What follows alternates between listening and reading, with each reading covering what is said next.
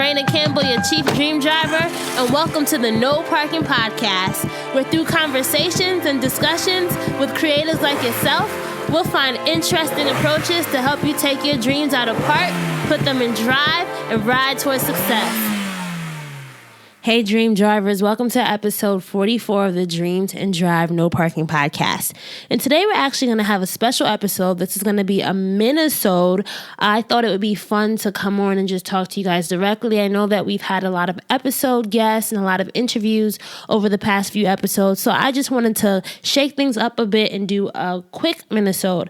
So I petitioned the social world today. I said, hey guys, I'm doing a mini-sode. Let me know what you want me to talk about.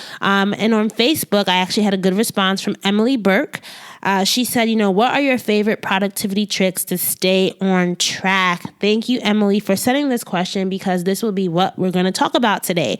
I actually know Emily from Princeton. She's a Princeton friend of mine. She also is someone that I helped, I want to say, a few years ago. She did a branding consultation with me when she began her when she was having the idea of starting a blog, and we talked about what she has to do to get started. And it's just been really great to see her blossom. She's also going to be an episode guest up on a future episode. So I'll stay mum about the details of that, but you guys will definitely be hearing from Emily sooner than later.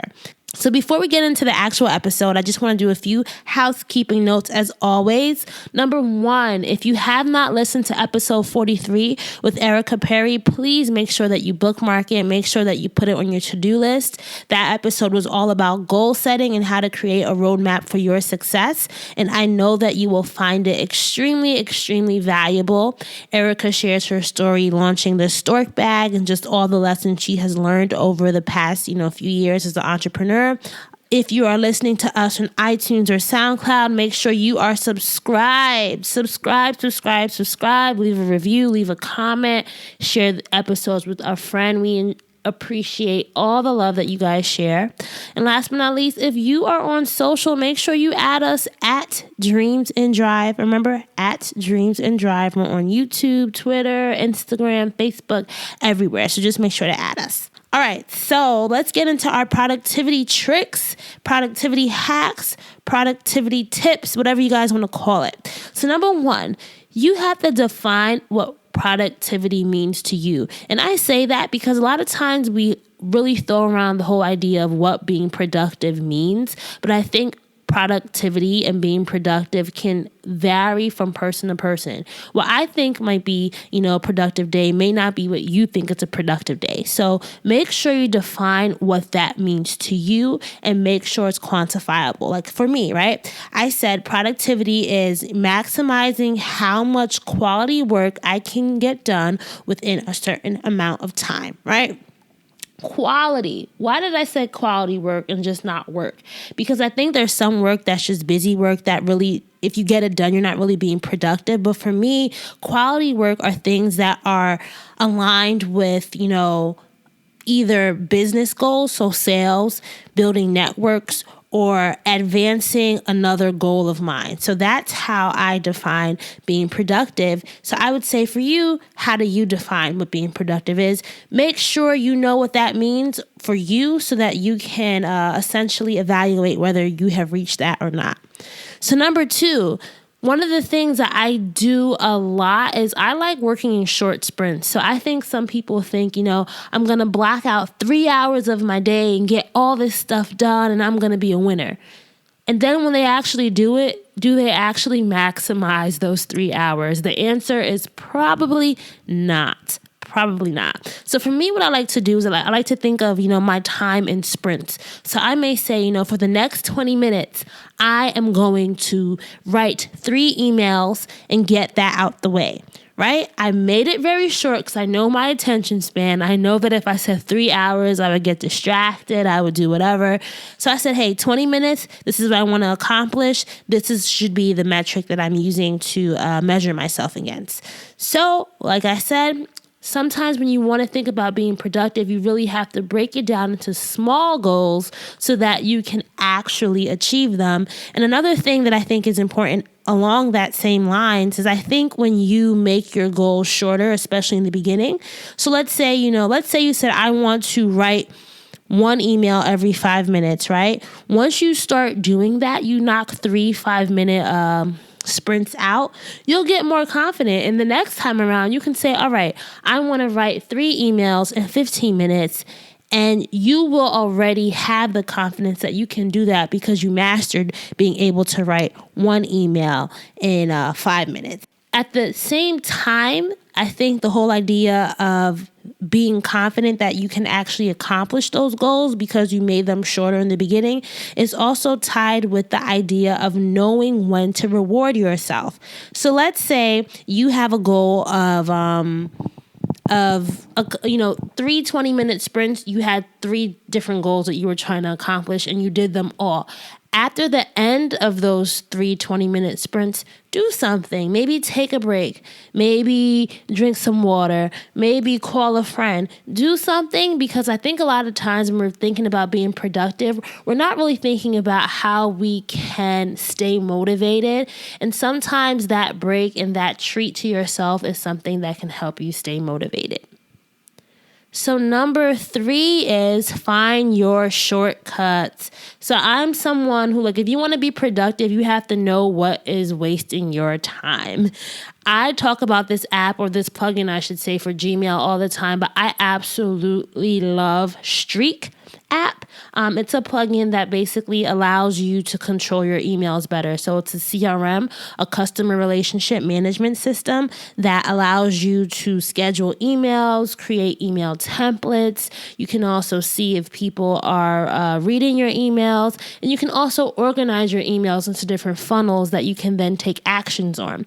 So I personally use Streak as a way of doing email templating, email scheduling, and seeing who's reading my emails. And as a podcaster and as a digital influencer, I'm constantly on email, and I'm constantly sending out the same email to the same person. And that whole copy and paste stuff is just tiring after a while. So through Streak, I'm able to use a little hashtag. So let's say I'm sending someone prep documents for a Dreams and Drive podcast interview.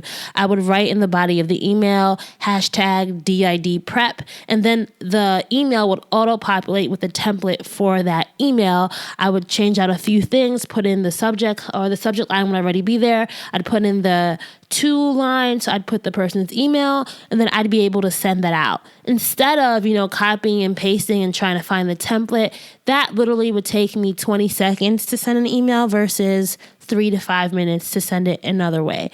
So definitely find ways, or find technology that can help you do or use smart shortcuts. Another shortcut that I really love is Calendly.com. So it's Calendly, CALENDLY.com. And it's basically an online scheduling tool. So when I'm booking my interviews, I don't have time to go back and forth with people and say, hey, does this time work for you? Does this time work for you? So basically what I do is I use the website, and I have a link that I send people that they're able to access my schedule and the days that I block off for Dreams and Drive podcast interviews, and then they're able to kind of self-serve and book it themselves. Everything that they need to do is there. They don't have to tell me when it's confirmed. It's just all in one little package. They get the email reminders. They get everything in one place. And Calendly has just been a godsend for me because I honestly just hate that back and forth email chain stuff. So it's just efficient. It's efficient, and it also has the other tools such as the reminder and all the other stuff, so I don't have to worry about it. And I know that the person knows that this is my schedule and this is what you have available. And also along that line too is part of being productive and finding shortcuts is knowing what you won't compromise on. So instead of making Dreams and Drive interviews fit with the person's schedule, I tell them basically up front, I say, hey, these are the days that work for me. These are the times that work for me. Please choose from these times. Because sometimes if you don't give people limits, then you'll become a victim, or you'll become at mercy on their schedule. Whereas by saying, here, these are the days that I do it, you're able to have much more flexibility, and at the same time, you're also able to be more productive.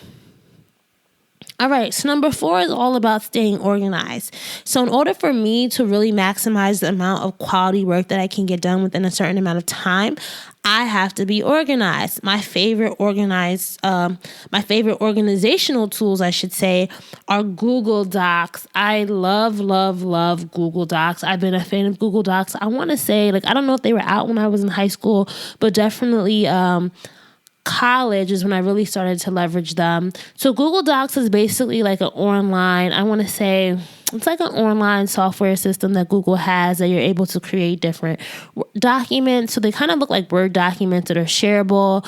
It's basically like an online organizational tool. You can create spreadsheets, you can create forms, all this stuff, and that all exists within your Drive.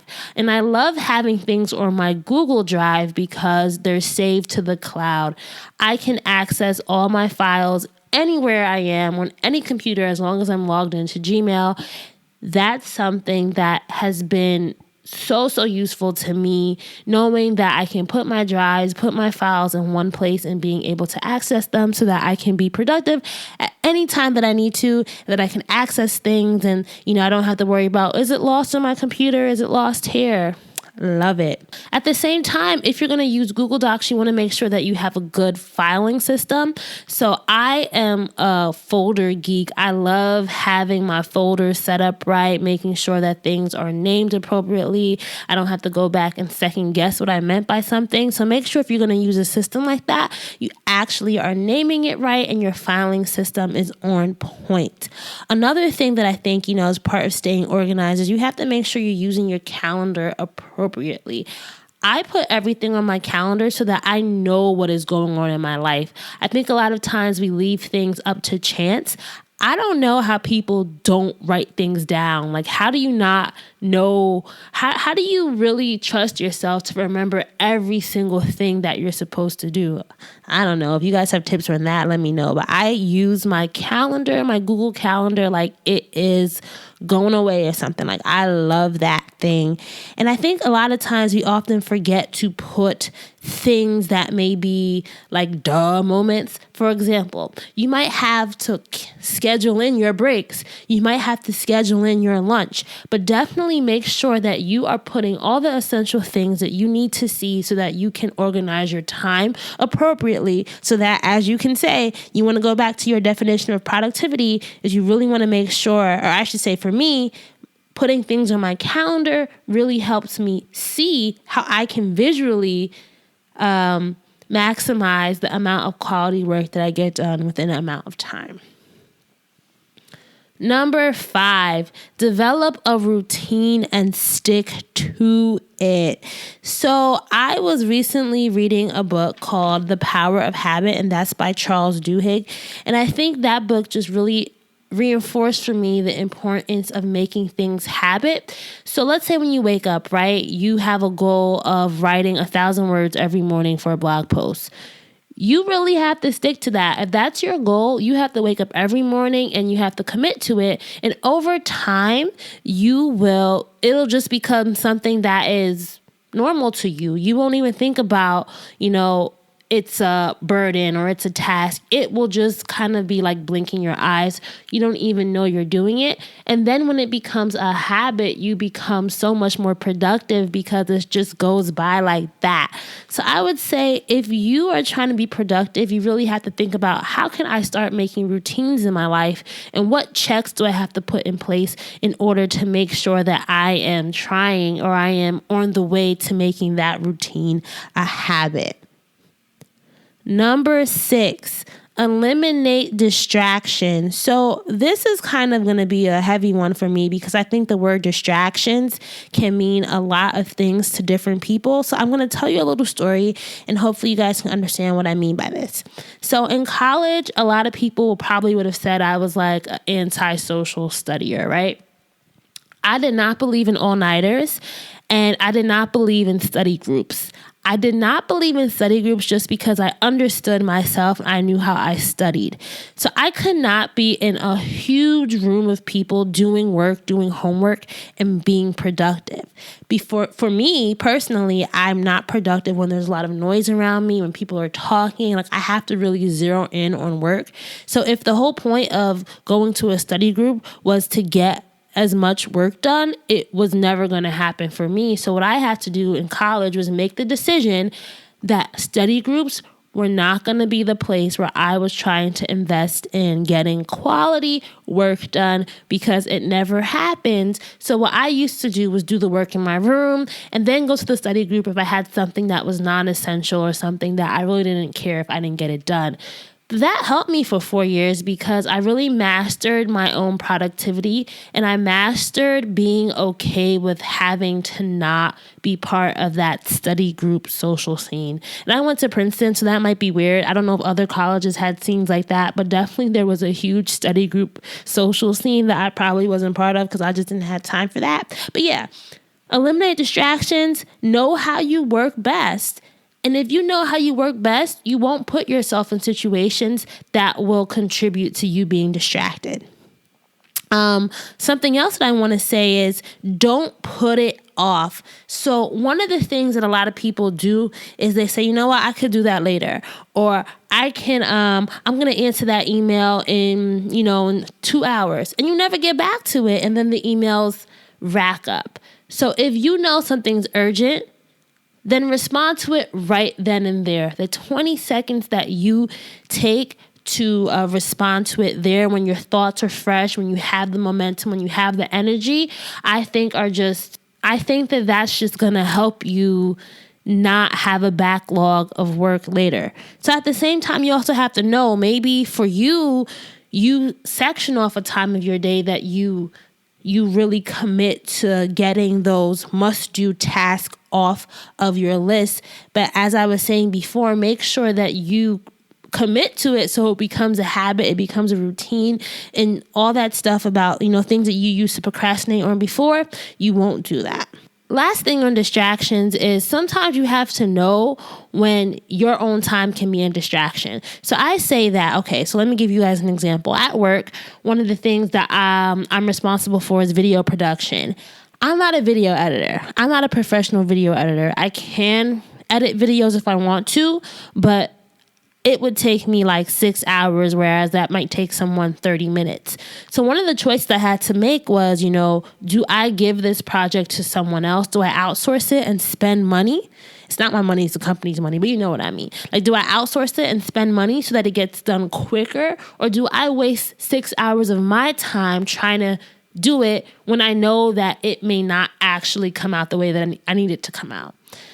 So remember, distractions can also be distractions of your time. So you have to know when to outsource so that you are not distracted and you are being efficient. Because remember, always go back.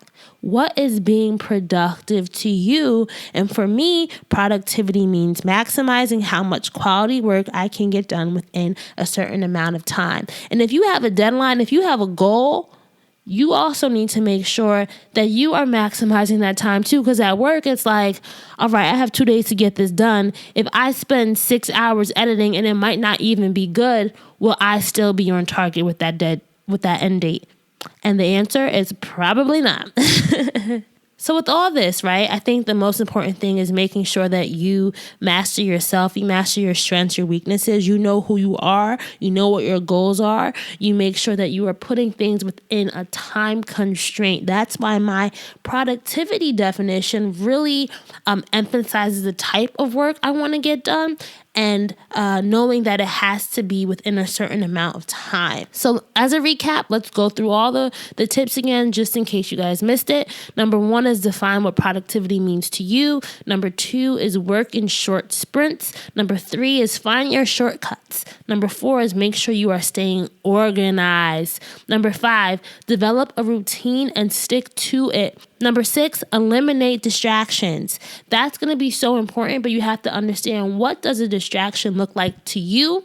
So I guess I'm going to add a number 7 is master yourself, master your strengths and weaknesses, know how you work. And I'm telling you, that will just help you be more productive.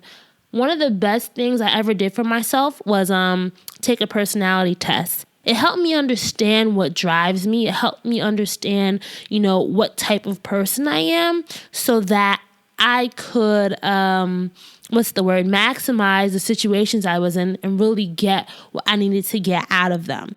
All right, so before we go, I just want to talk about some recommended books. So these may not all be tied to productivity or being productive, but they're just things that I think will help you master yourself. And they really talk about habits and routines and how to really look at work and your output differently. So number 1 is The Power of Habit by Charles Duhigg. That is a must read for anyone who just wants to learn about how your brain works and how it's all connected in the cosmic world of things. Another book that I like is Launch by Jeff Walker. And that's really all about just creating systems for a really successful business launch. It may seem like, why am I recommending this book to you? But Jeff created this whole system that if you follow it to the T, you will have a very successful business launch. And I'm recommending it to you because I think it will help you see how creating processes for how to get things done will really, really help you be more efficient and maximize your time better. Another one that I would recommend to you, just because I think it's a classic, is The Art of War. That's a random throw in. I just think it's a good read. It helps you put your mind into really thinking about, what is your goal and what is the best way to get your goal. And last but not least is Rework by Jason Fried and Heinemeier Hansson. I don't know if I'm saying the words right or his name right, but I like that one because they just talk about how they had to really think about productivity and being productive in a new way and rethinking the idea of work, right? Rework. So those are my 4 books that I'm recommending to you. They'll also be in our show notes. So if you guys want to go on Amazon and buy them, you can do that there as well. Thank you so much for listening to this minisode. I want to get your feedback. Hopefully you didn't think I was rambling too much. Hopefully you thought these tips were important. If you want the links to the different things I talk about, just go to our show notes at dreamsanddrive.com and click on episode 44.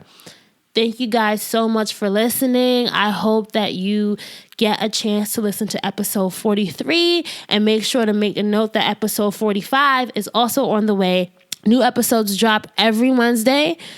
This minisode came out on a Sunday, but you guys know that I may do more of them. So if you want more minisodes, send me an email at Raina@dreamsanddrive.com or Raina Campbell. They both go to the same place. Basically, let me know if you want to hear more minisodes, if you have more topics that you want me to address. Thank you so much, Emily, for sending this question in. It was fun writing down my thoughts. As always, keep dreaming, keep driving. I'll talk to you in episode 45.